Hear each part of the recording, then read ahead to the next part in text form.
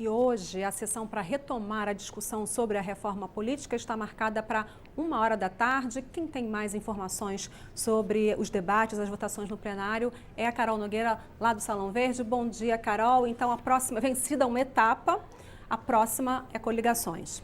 Exatamente, Vera. Então, essa questão do Distritão foi derrotada ontem. Hoje, os deputados voltam a se reunir para discutir essa proposta de emenda à Constituição, que foi relatada pela deputada Sheridan, e que trata, então, do fim das coligações, da criação dessa cláusula de desempenho, que são regras, aí, uma votação mínima que os partidos têm que conseguir nas diferentes regiões do país para ter acesso ao fundo partidário, ao tempo de rádio e TV. Na prática, muito se diz que essa cláusula de desempenho pode acabar inviabilizando alguns partidos menores, não é isso? Ontem a sessão foi encerrada, como a gente viu na matéria, por falta de quórum, depois que se desfez esse acordo, na hora aí que os deputados estavam começando a analisar o primeiro destaque que trata de levar esse fim das coligações, não para as eleições de 2018, mas para que valesse a partir de 2020. O texto principal já foi aprovado em primeiro turno. Na semana passada, vencidos os destaques, os deputados ainda precisam analisar, então, essa PEC em segundo turno. Lembrando que, para valer para as próximas eleições, qualquer mudança, o texto tem que ser aprovado na Câmara e no Senado, ser sancionado até o dia 7 de outubro. A gente vai conversar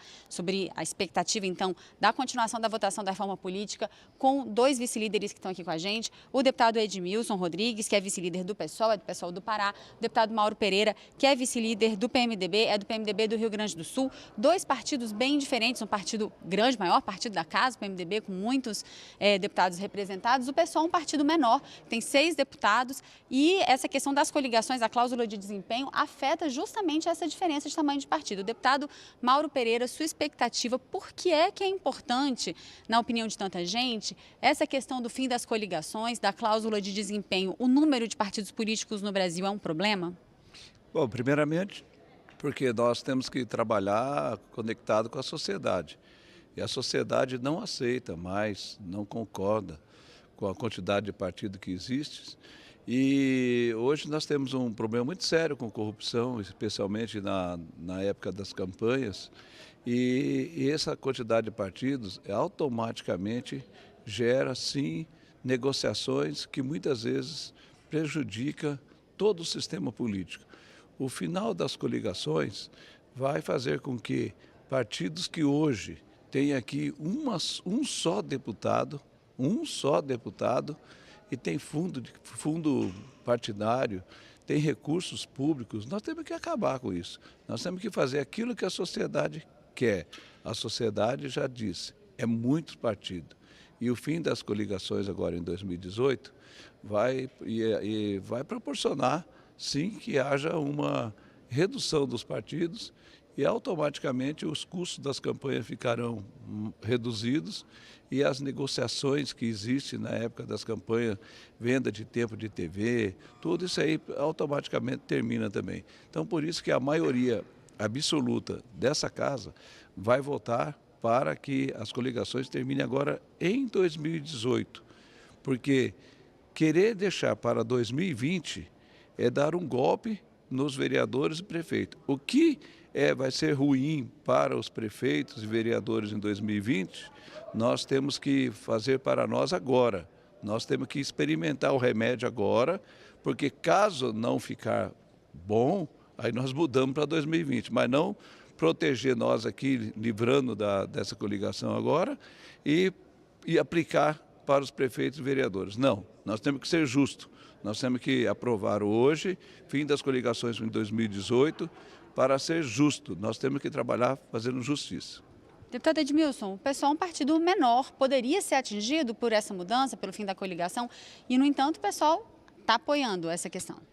O PSOL tem posição favorável ao fim das coligações, inclusive, se é para fazer mudanças, façamos logo.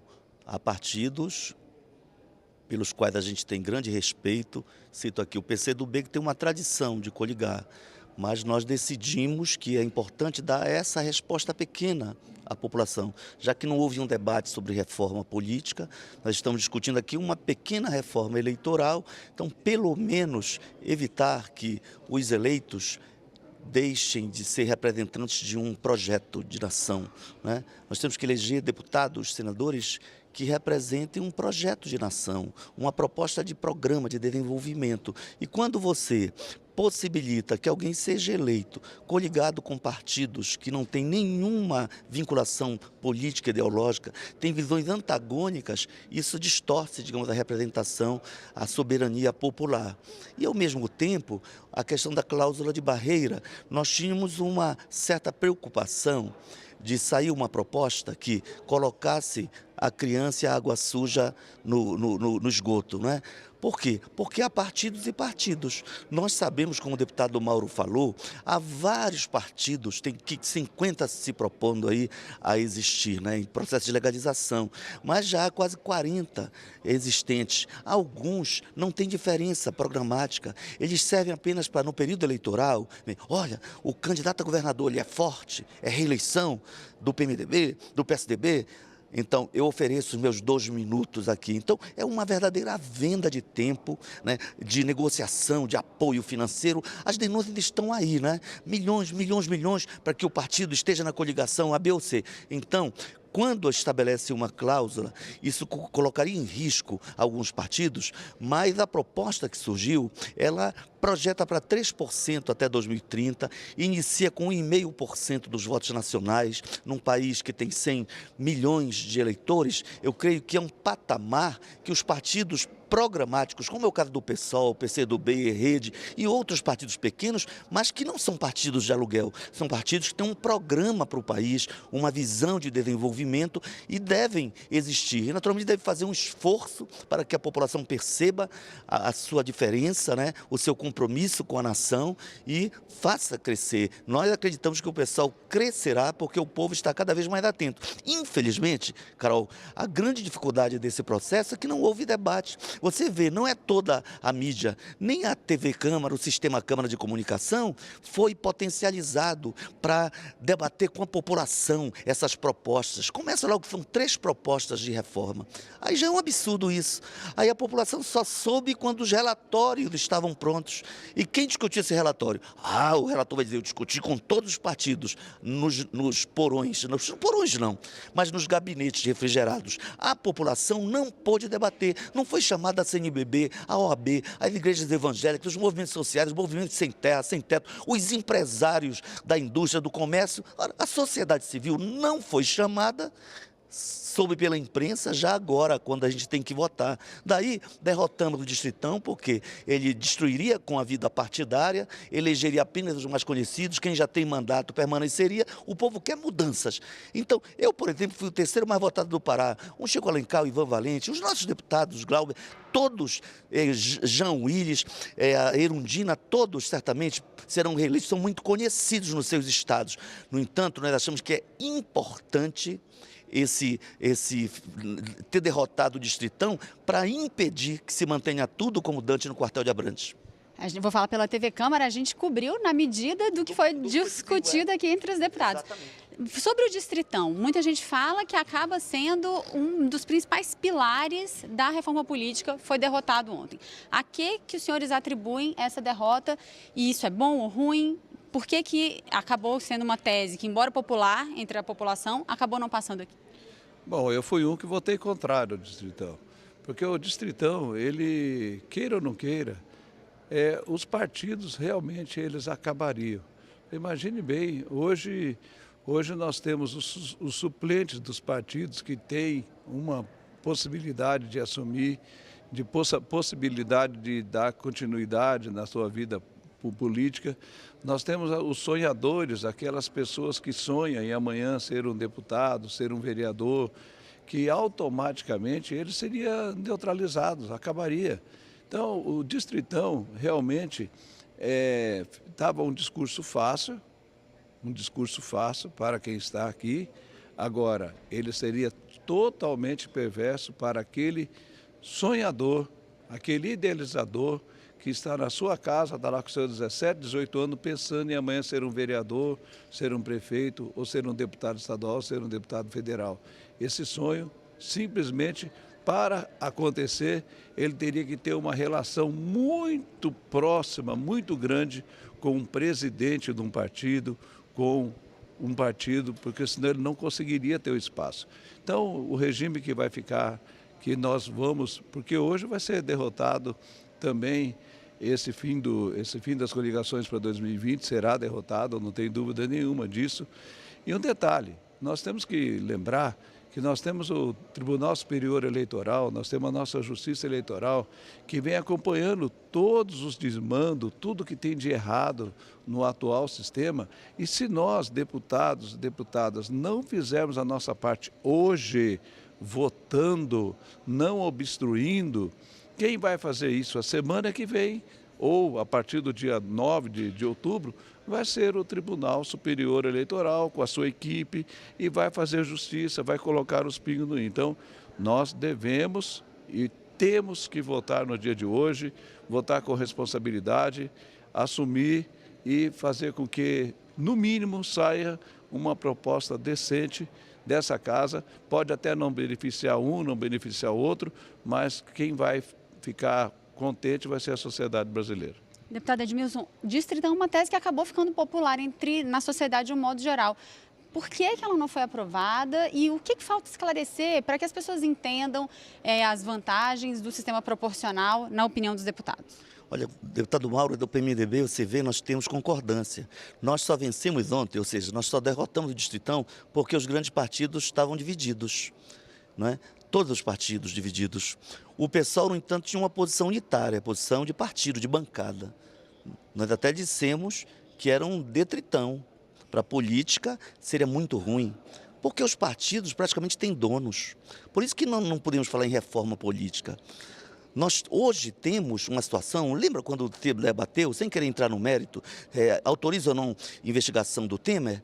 Aí aparece, toda a mídia mostrou. Eu vou lembrar aqui de 2 líderes, não vou citar nome, de partidos grandes que estiveram presos recentemente, porque eles foram ao gabinete negociar o apoio das bancadas deles. Eles são donos dos seus partidos, mesmo não tendo mandatos, mesmo cumprindo pena. Que democracia é essa? Então não há democracia partidária. Se esse camarada, mesmo sem mandato, manda, ele decide quem lá no Rio Grande do Sul será candidato. Ele pode dizer que o deputado Mauro não é, se ele for do PMDB. Então, os pretensos donos de partido não podem exercer esse poder. Agora, ao mesmo tempo, fortaleceria os caciques partidários, mas enfraqueceria os partidos, porque praticamente, se hoje o sistema proporcional permite que nós tenhamos um número grande de candidatos para a população escolher, significa que eu e o deputado Mauro podemos ser reeleitos se o povo perceber que a gente merece ser reeleito. Mas, hoje, no sistema proporcional, que é imperfeito, um cidadão novo que nunca foi candidato pode se candidatar e vir a ser um deputado, brilhante deputado ou brilhante senador. Então, o que nós queremos é a democratização dos partidos. Daí, o fim das coligações seria importante para que o sistema proporcional não traga esses vícios de um partido coliga com o outro, elege cidadãos sem voto, muitas vezes porque estão coligados. E, ao mesmo tempo, a cláusula de barreira, se ela não ameaça os partidos ideológicos, se ela respeita os partidos que são pequenos, mas são sérios, não são legendas de aluguel, eu creio que a gente tende com isso a aperfeiçoar. Mas o grande debate tem que ser feito. Infelizmente, foi feito agora, no período limite quase para a decisão sobre a nova eleição, porque tem que ser um ano antes. Então, até o dia 7 de outubro, tudo tem que estar decidido aqui e no Senado. Então, vê só, o que nós temos obrigação, para não deixar, como o deputado Mauro disse, que o Supremo fique legislando, ao invés do Congresso, que tem responsabilidade de fazer as leis e por não fazer, muitas vezes, deixa para o Supremo Tribunal, nós temos que abrir um debate democrático. E quando eu me referi à grande imprensa, à mídia em geral, e citei a Câmara, exatamente para reconhecer o quanto vocês fazem e o quanto podiam fazer mais se o debate, a vontade de democratizar o debate fosse realmente posta em prática. A gente vai fazer uma última pergunta, meu tempo já estourou, desobedecendo minha diretora, mas para a gente falar rapidinho sobre fundo partidário, como é que fica a situação? Estava junto do distritão, foi derrotado. Como é que fica, deputado Mauro? Bom, o fundo partidário, primeiramente quero dizer que o meu líder, Baleia Rossi, no PMDB ontem, de uma forma muito democrática, deixou nós, os deputados, à vontade. O PMDB é um partido democrático, por isso que ele é um partido grande. Então, o líder Baleia Rossi agiu da maneira muito correta ontem. Eu sou franco em dizer, Na minha opinião, o agente político, um vereador, um prefeito, um deputado estadual, federal, ele tem que trabalhar muito durante o mandato dele. Ou ele vai ser um herói ou vai ser o inimigo da sociedade. Mas o trabalho dele é um trabalho que automaticamente, quando chegar no período eleitoral, ele já deverá ser uma pessoa conhecida e ter seus méritos, ou ser eleito ou não ser eleito. Eu sou franco em dizer, para mim, se tiver fundo eleitoral, bem, se não tiver fundo eleitoral também, tudo bem, porque hoje as doações de pessoas físicas, para quem gasta pouco recursos, já está o suficiente. Mas eu estou aqui falando, eu sou do PMDB, sou vice-líder do PMDB, e seria importantíssimo se tivesse um fundo com valor razoável, um valor baixo, não aquele valor que foi lançado na sociedade, e um fundo que fosse utilizado os recursos já existentes para fazer política. Hoje os partidos têm fundo partidário, os partidos têm recursos para fazer propaganda na televisão. Em cima desses recursos, sem tirar mais um centavo do resto da sociedade, o dinheiro que já existe, utilizar esses recursos para, sim, criar um pequeno fundo para dar uma mão, uma ajuda para os candidatos. Mas coisa pequena, coisa pouca, dentro daqueles recursos que nós já usamos e já é nosso e que nós já estamos usando há anos, sem mexer com dinheiro novo. O Senado criou ontem uma comissão para estudar uma saída, uma possibilidade sobre isso. O senhor acredita que isso pode ter algum resultado, deputado? É o que o senhor defende também, um fundo para financiamento público de eleições? O pessoal lutou contra o financiamento privado, empresarial. Não é o privado individual. O empresário, você jornalista, pode ter uma simpatia aqui em Brasília, eleger um candidato e contribuir com R$100, R$1.000, você é profissional, você pode, tem que ter o direito. Agora, qual é o limite disso? Porque, de repente, a empresa não contribui, mas o empresário chega e aporta milhões numa campanha. Ou o candidato rico se autofinancia, como ocorreu em São Paulo. Alguém muito rico usa um dinheiro para depois usar o cargo para negociar atas e repor. Então, nós não temos que debater com a sociedade. Já um fundo partidário. Então, se a gente tem um debate anual orçamentário em ano eleitoral, a democracia precisa ser mantida, as eleições precisam ser garantidas e os partidos precisam existir, as candidaturas precisam ocorrer, então discutamos qual é a forma de financiamento individual, quais são as formas de fazer campanhas para angariar recursos e quais são as formas do Estado aportar de forma democrática, sem essa história de grupinhos para reunir de madrugada e decidir pelo povo. Então a iniciativa agora é uma tentativa de, em prazo tão curto, buscar uma solução. Não há solução ideal. O debate tem que ser democrático, eu creio que o fundo partidário já existe, então por que não debater com a sociedade uma forma de viabilizar sem prejuízos a áreas estratégicas como saúde, educação, saneamento, infraestrutura em geral, as universidades, garantir que a democracia se realize. Eu acho que esse é o princípio, democracia, transparência, para que o povo não se sinta atraído quando quer uma reforma e vê, na verdade, fundões como nós derrotamos, querendo se impor, né, com o dinheiro público para fazer campanhas caras, controladas por caciques partidários. Isso aqui é inaceitável. Deputado Edmilson, deputado Mauro Pereira, obrigada pela participação de vocês. Antes de voltar, só lembrando, tem sessão não deliberativa solene às 11 horas da manhã para a entrega do Prêmio Brasil Mais Inclusão. Sessão extraordinária também prevista para o meio da manhã de hoje, início de votação à 1 da tarde, como a Vera falou. Obrigada, Carol. Bom dia para você.